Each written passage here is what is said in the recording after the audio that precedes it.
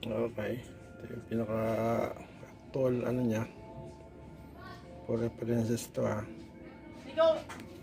so yan, hindi natin ang ilaw to.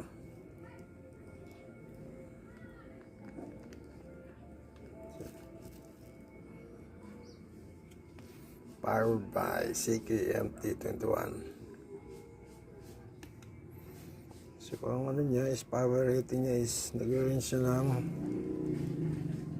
25 volts. So maximum niya is 25. Kumusta naman ang holding niya?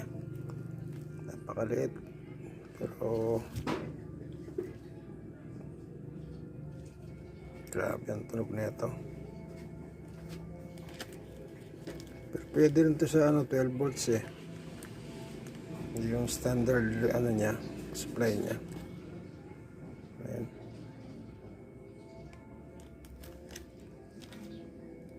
So abang na yung ano nito. Final na installation.